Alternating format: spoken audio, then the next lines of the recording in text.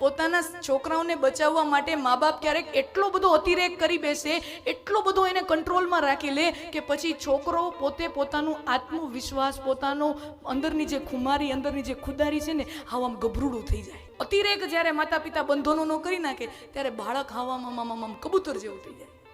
એ શું કામ કરે છે? એ પણ એની ભાવના ખોટી નથી. એની ભાવના એ છે કે મારો છોકરો કે મારી છોકરી આ ખરાબ કળયુગના પ્રભાવથી બચેલું રહે, સુરક્ષિત રહે, એને કાંઈ થાય નહીં. એની ભાવના એ છે.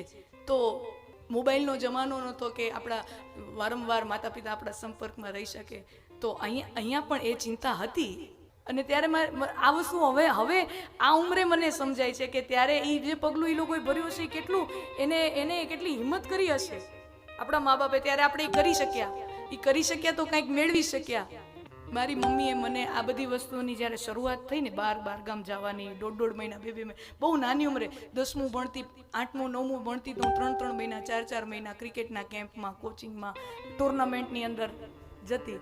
મને ખાલી મારી મમ્મીએ એક જ વાક્ય કીધું હતું, બેટા તારે જે કરવું હોય ને કરજે, અમે તને કોઈ દી કાંઈ પૂછશું નહીં, અમને તારા ઉપર વિશ્વાસ છે, પણ તારે ખાલી એક વાત યાદ રાખવાની છે કે આપણા બાપ દાદા કોણ છે, આપણા દાદા કોણ છે, આપણે કઈ કુળના છીએ, આપણે કઈ પરંપરાના છીએ. ખાલી આ એક વાત યાદ રાખજે. મને આજે બરાબર ચિત્ર યાદ છે કે મારી માતાએ મારી સાથે સંવાદ કર્યો હતો, મને હજી ભૂલાતો નથી. અને એ એક જ વાક્ય પછી કોઈ ઉપદેશોની મારામારી ક્યારેય કરી નથી, ક્યારેય કીધું નથી ક્યારે આવો છો ને ક્યારે જાઓ છો ને શું આમ છે, પણ એ માત્ર એક વાક્ય એટલું અસર કરી જાય ને છોકરાના મનમાં કે આ જીવન મને આજ સુધી પણ હું એ જ સ્મરણમાં ને એ જ ગંભીરતાપૂર્વક એ વાક્યને લઉં છું કે આપણે હંમેશા એ સ્મરણ રાખવું જોઈએ કે આપણા બાપ દાદા કોણ છે, આપણા બાપ દાદા કોણ છે. એટલે પછી તો, અને ખાસ કરીને જે યુવાન પેઢી હોય ને, છોકરાઓ છોકરીઓ ખાસ, ઘણી વખત એમ કહેતા હોય કે મારા મમ્મી પપ્પાને મારા ઉપર દે ડોન્ટ ટ્રસ્ટ મી,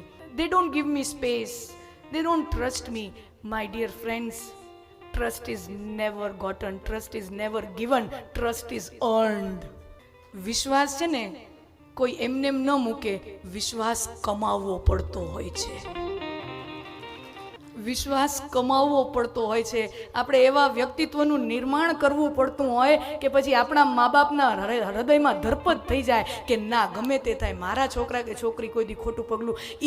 વર્ષો વીતે ને, 8-10 વર્ષની આપણી હલન ચલન, યુવાન બનીએ, 15 વર્ષથી લઈને 25-30 વર્ષના થઈએ ને, પછી આપણો રંગ ઢંગ એ 10 વર્ષ મા બાપ જુએ અને એમ જુએ કે ના, આ 10 વર્ષથી એને જોઉં છું, 10 વર્ષથી યુવાન અવસ્થામાં આવ્યો છે ત્યારથી એને જોઉં છું, બરાબર હાયલું જાય છે. પછી મા બાપ મારીને તમારી ઉપર વિશ્વાસ મૂકે છે, કારણ કે વિશ્વાસ આપણે કમાયો હોય છે.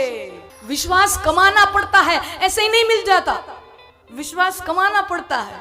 इसलिए आज की जो युवा पीढ़ी बोलती है कि हमारे माँ बाप हमको ट्रस्ट नहीं करते, हमें स्पेस नहीं देते, my dear friends, try to earn their respect and try to earn their trust, and believe me, it will change the game. Trust is always earned. हम अपने आप को ऐसा निर्माण करें, हम अपने आप का व्यक्तित्व ऐसे बनाएं कि माँ बाप हम पर विश्वास करने से ना कतराए, उनको डर ना लगे. भारे भारे થઈ ગયું, પણ આ મારી બેનપણી જેવી ઉંમરના હોય ને એટલે મને એને કહેવા, એક એની મોટી બેન તરીકે હું આ કહું છું.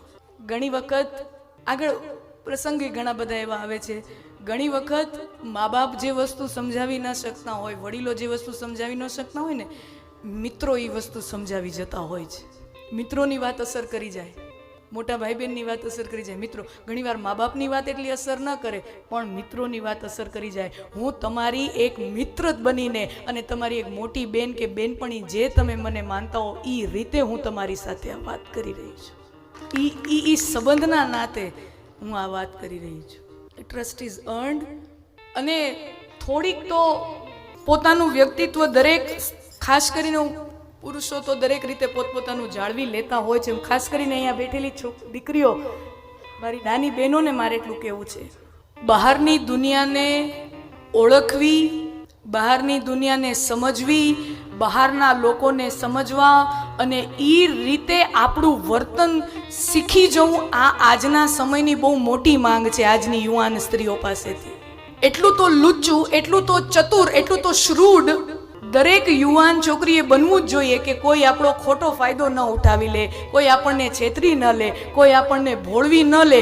એટલું તો લુચ્ચું, એટલું ચતુર દરેક વ્યક્તિએ થવું જોઈએ, ખાસ કરીને સ્ત્રીઓએ. અને એટલું હિંમતવાળું, કોક આમ આપણે રસ્તે હાલ્યા જતા હોય ને, બજારમાં હાલ્યા જતા હોય ને, અને કોક ખોટી દ્રષ્ટિ કરીને આમ જુએ ને, તો આમ ગભરાઈને વયું નહીં જવાનું.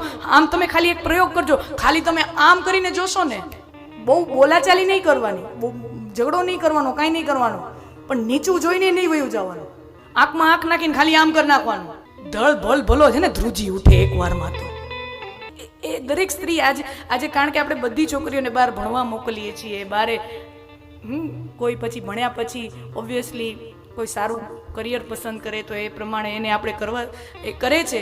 બહુ સરસ વાંચન કરવું જ જોઈએ. અને જો આ બધું કરવું હશે તો મારી વાલી બહેનો, એ પ્રમાણેનું આપણું મજબૂત સ્ટ્રોંગ વ્યક્તિત્વ બનાવવું પડશે.